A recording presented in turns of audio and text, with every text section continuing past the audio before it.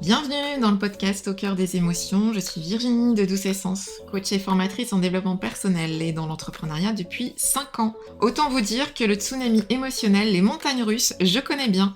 C'est pour ça que j'ai décidé de créer ce podcast pour t'apporter les clés dont tu as besoin pour apprendre à réguler tes émotions, pour les considérer comme tes amis et non comme tes ennemis, et ainsi mieux comprendre ton mode de fonctionnement.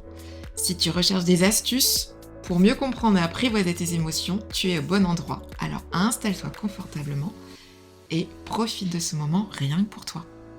Hello à toutes et à tous, je suis ravie de vous retrouver dans ce nouvel épisode. Mais avant de plonger dans notre sujet du jour, j'aimerais vous envoyer un petit mot du fond du cœur. Pas de vœux traditionnels cette année, mais plutôt une véritable envie de vous transmettre toute l'énergie, l'amour et le soutien possible pour les mois à venir. Ce début d'année, c'est l'occasion pour se rappeler l'importance des petits moments de bonheur au quotidien, ces instants simples qui nous apportent du bien-être. Donc prenez le temps de vous accorder des pauses, de savourer ces petits plaisirs qui rendent la vie douce. Un café chaud le matin, un sourire échangé, une minute de silence pour vous-même. C'est dans ces moments que se cache souvent la vraie magie. Donc je vous souhaite de vous offrir ces instants précieux, de les reconnaître et de les célébrer sans pression, avec douceur et bienveillance. Donc ensemble, on va explorer justement comment instaurer ces petits rituels qui nous ancrent et nous motivent sans nous imposer des objectifs inatteignables. Donc prenez un moment pour vous et plongez dans ce premier épisode de l'année. Comment maintenir la motivation, les petits rituels qui font la différence. Alors, les résolutions, une fausse bonne idée. On sait tous que les résolutions, bien qu'elles partent d'une bonne intention, elles sont souvent trop ambitieuses ou alors mal définies, ce qui peut rapidement mener à la déception, la frustration, voire complètement l'abandon de ce qu'on avait prévu de mettre en place. Donc c'est un cercle vicieux où on va se dévaloriser, on va se comparer, on va se trouver des excuses, comme par exemple j'arrête de fumer, je vais faire du sport 3 fois la semaine. En fait, on a tendance à être dans l'extrême et à se mettre une pression de fou. Donc ce qui est important, c'est que en fait, on a tendance à viser tout de suite le haut de l'échelle, alors qu'il vaut mieux se concentrer sur la première marche à atteindre en commençant par un premier petit pas, c'est-à-dire une action simple.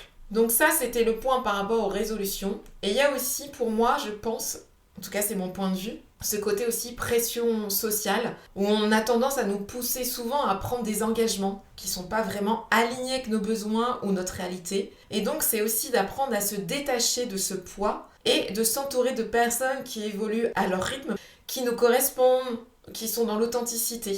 À nous de voir avec qui on a envie aussi de s'entourer. Et ce que j'ai envie de vous partager aussi, que je trouve qui est vraiment en lien avec ces rituels, peut-être qu'il y en a qui certains ou certaines d'entre vous la connaissent, c'est la fable du colibri. Dans cette fable, c'est un petit colibri qui tente d'éteindre un grand incendie de forêt en transportant de l'eau avec son bec.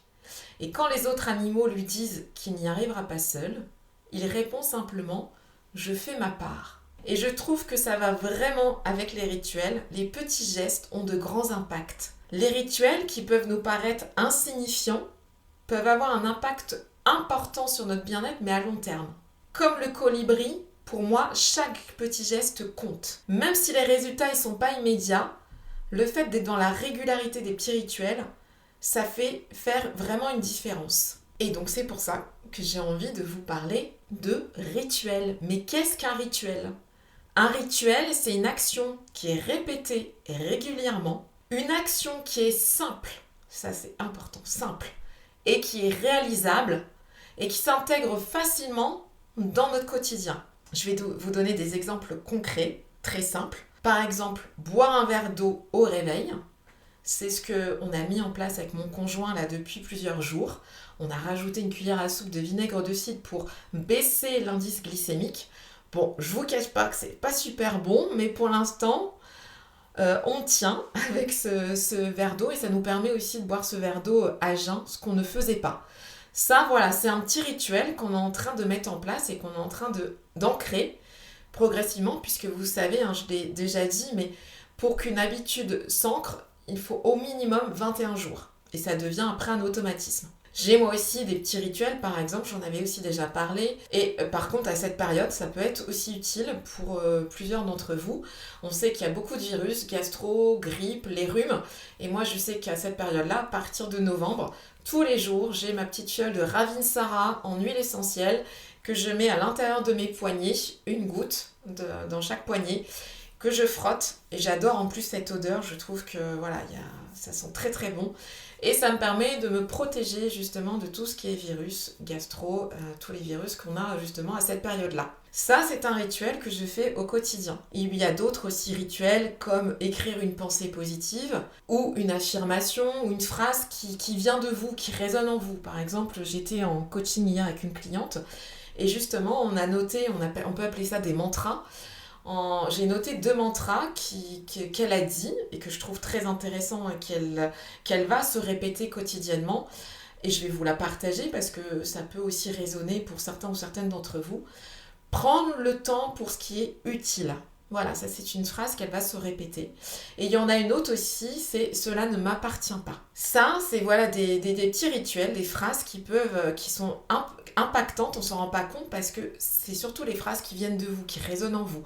Il peut y avoir aussi des citations qui peuvent être impactantes pour vous et que vous pouvez lire, regarder au quotidien. Et puis ça peut être aussi un rituel de simplement prendre 5 minutes pour vous, 5 minutes pour vous poser, pour respirer, pour contempler. La dernière fois, j'étais en train de discuter aussi avec une cliente qui me disait j'ai pris le temps, je me suis évadée dans le crépitement de mon feu de cheminée. Voilà, tout ça, c'est des petits rituels qu'on peut mettre en place et qui permettent de vous ressourcer. Pourquoi, à votre avis, ça marche, les rituels ?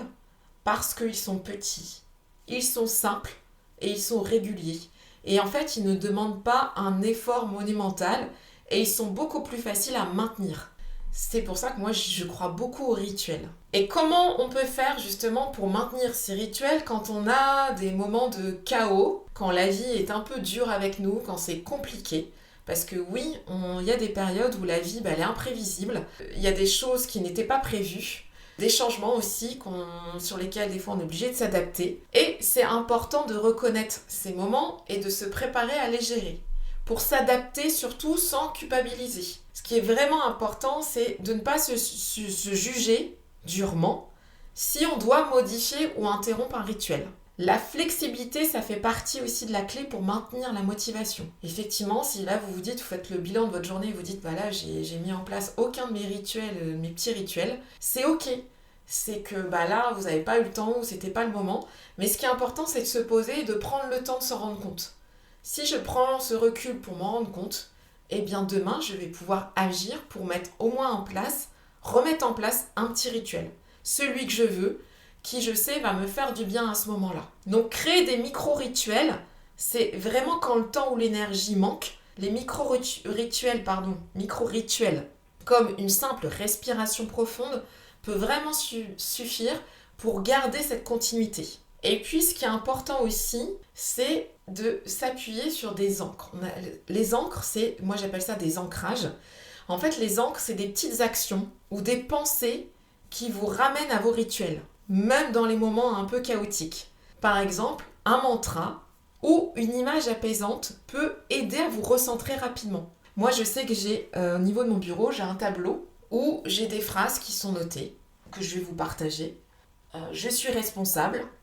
Je suis digne, je suis autonome, je me respecte et je suis vivante. Donc ça, c'est des phrases que j'ai mis sur mon tableau, que je vois tous les jours. Et parfois, je me rends compte, c'est un automatisme. Je reste bloquée, mais quelques secondes, en train de lire ces phrases. Et c'est quelque chose qui me fait beaucoup de bien. J'ai aussi des cartes, des visuels. J'ai une carte postale de la plage. J'ai un nénuphar. Oser la fragilité. Voilà, ce tableau, en tout cas visuel, me permet des fois de me reconnecter et de me reconnecter à ces micro-rituels, me recentrer rapidement sur ce qui est important. Donc, les conseils pratiques pour maintenir la motivation, c'est de commencer petit et de rester constant. Il vaut mieux commencer par un rituel simple et l'ajuster en fonction de la situation. La régularité est plus bénéfique que de viser la perfection. De toute façon, vous savez que la perfection n'existe pas. Donc, soyez indulgent avec vous-même. Soyez bienveillant. Rappelez-vous que l'important, c'est de continuer, même si c'est pas de la manière dont vous l'aviez souhaité. C'est de réajuster, réadapter. Et puis aussi, vous pouvez vous entourer de personnes qui partagent aussi des petits rituels parce que ça peut vous aider aussi à maintenir la motivation. Donc, ce que je vous propose cette semaine, essayez de mettre en place un petit rituel et voyez comment vous pouvez l'adapter selon vos besoins. Et souvenez-vous, c'est la continuité qui compte et pas le fait de vraiment le bien le faire, de le faire tous les jours. C'est la continuité, la régularité et surtout quelque chose qui vous plaît, que vous savez que ça vous apporte du bien-être. Et bien sûr, quelque chose de très simple. Donc avant de terminer, j'ai une petite annonce à vous faire.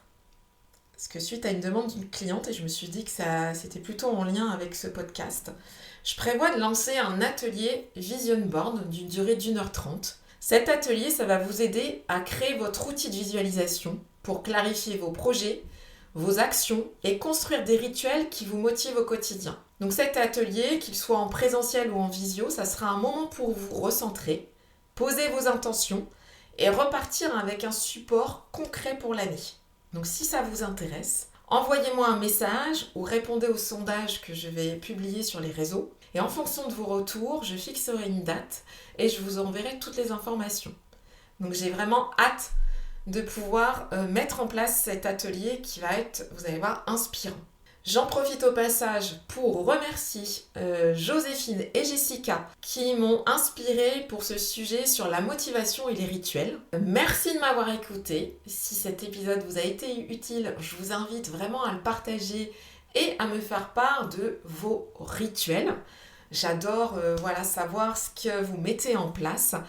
Donc à très bientôt pour un nouvel épisode et surtout continuez à bien prendre soin de vous. À bientôt. Et voilà, c'est déjà la fin de cet épisode au cœur des émotions. J'espère que tu as trouvé des astuces utiles pour mieux les apprivoiser dans ton quotidien. Rappelle-toi, elles sont tes alliés et non tes ennemis. Si cela t'a plu, abonne-toi, laisse un avis ou partage-le avec tes proches. Tu peux aussi me rejoindre sur les réseaux sociaux pour continuer la conversation et découvrir encore plus de ressources. Merci de m'avoir écouté, prends bien soin de toi et à très bientôt pour un nouvel épisode rempli de bienveillance et de découverte. Profite de chaque instant et souviens-toi, l'émotion est le moteur du changement.